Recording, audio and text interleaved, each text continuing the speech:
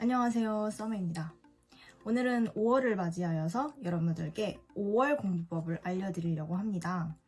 5월은 신규 수험생들이 많이 유입되는 시기이고 또 상반기의 막바지를 향해 달려가는 중요한 시기이기 때문에 상반기까지 끝내놓아야 하는 것들, 그리고 여태까지 부족한 부분들을 보충할 수 있는 마지막 기회입니다. 그래서 오늘은 기존 수험생 그리고 신규 수험생 이렇게 나누어서 각각을 위한 공부 방법과 공부 계획을 알려드리려고 합니다. 기존 수험생 분이시든 아니면 신규 수험생 분이시든 문법 개념서와 문제집을 1회독을 빠르게 하는 것을 5월달에 목표로 잡으시면 됩니다.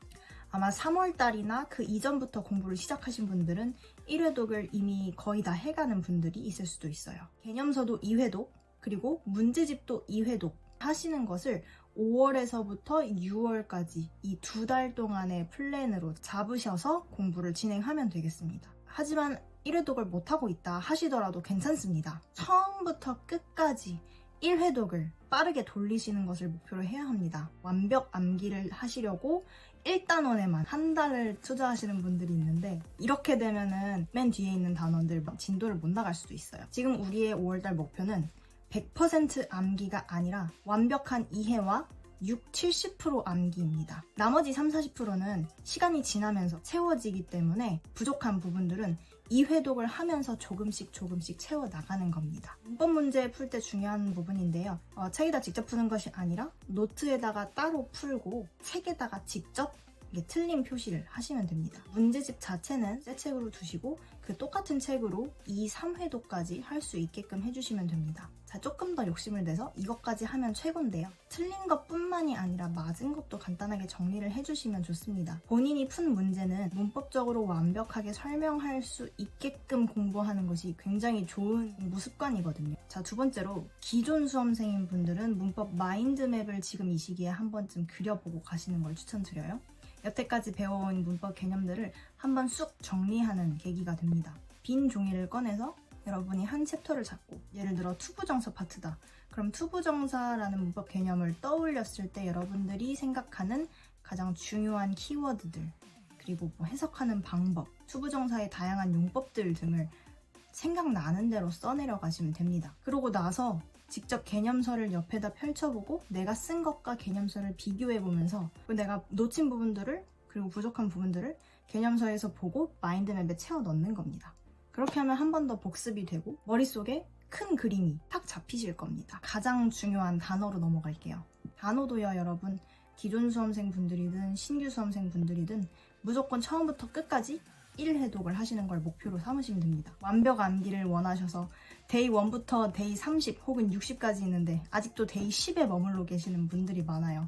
여러분, 상반기에는 어차피 단어가 완벽 암기가 안 됩니다. 러프하게 쭉쭉쭉 읽어 내려가시면서 진도를 빨리 빼는 것이 중요하고 1회독으로 끝내려고 하지 마시고 최소 5회독, 많게는 10회독, 15회독까지 가면서 60-70% 암기였던 거를 100% 암기로 만들어 나가시는 겁니다. 누적 복습을 사용하셔야 돼요. 자, 그리고 굉장히 중요한 얘기를 지금 할 건데요. 5월부터 여러분, 단어 공부는 책상에 앉아서 공부할 때 하는 게 아닙니다. 단어 공부는 자투리 시간에 하는 겁니다. 이동 시간, 씻는 시간, 그리고 잠자기 전 시간, 그리고 화장실 가는 시간, 이 시간들의 단어를 보시고 단어를 암기를 하시는 거예요. 하루에 최소 50단어씩. 평일 5일 동안 공부를 하시면 250단어를 공부하시게 되는 거고, 주말에는 새로운 단어를 보는 것이 아니라 평일 동안 배웠던 250단어를 복습하시는 겁니다. 결국 일주일에 여러분들이 250단어를 암기하시는 거겠죠? 이거는 물론 최소치이기 때문에 여러분들이 더 하실 수 있다면 당연히 더 좋습니다. 신규 수험생분들 같은 경우에는 평일 5일 동안이 아니라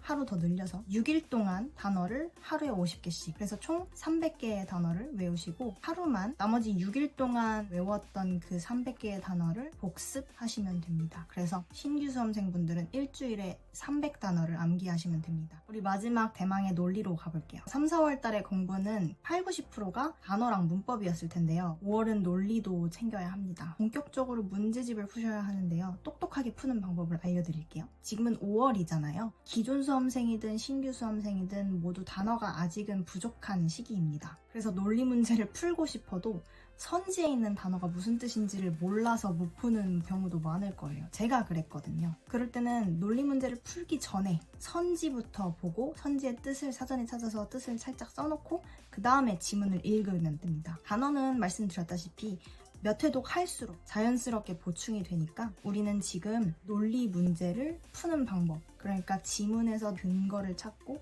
그 연습을 하는 게 중요합니다. 온 모든 배경 지식과 논리력과 추리력을 다 사용해서 일단은 내 생각으로 키워드처럼 생긴 거 그리고 근거처럼 생긴 거를 연필로 무조건 표시를 해놓습니다. 무조건 연필로 표시를 해놔야 돼요. 채점할 때 해설지를 보시면서 내가 잡은 근거가 진짜 정답 근거인지 아니면 내가 좀 잘못 생각을 했는지 그거를 비교를 하시고, 여기서 굉장히 중요한 공부 방법인데요. 논리는 맞은 것이든 틀린 것이든 둘 다 무조건 정리를 해야 됩니다. 왜냐면 상반기에는 내가 잡은 근거가 진짜 정답 근거인지 확신이 안 서는 때이기 때문에 맞은 것도 그냥 감으로 찍어서 맞은 것도 있을 수 있고, 근거를 잘못 잡았는데도 우연히 운 좋게 맞은 경우도 있고 그래요.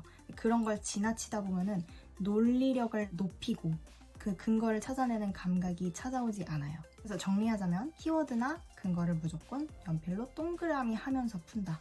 그 다음에 채점할 때 내가 잡은 근거와 해설지의 근거가 일치하는지 본다. 근거를 형광펜으로 꼭 표시하면서 내 근거와 정답 근거가 일치하는지 비교하면서 파악하면서 공부한다. 저 같은 경우에 하루에 10문제 정도 풀었던 것 같습니다. 자, 간략하게 제가 5월달에 강조하고 싶은 부분들을 다 톱어보았는데요. 3, 4월달은 모든 편준생들에게 공부 적응 시기이기 때문에 여러분들이 계획했던 것보다 공부를 많이 못하셨을 수도 있다는 생각이 들어요. 근데 여러분들만 그런 게 아니라 저도 그랬고요.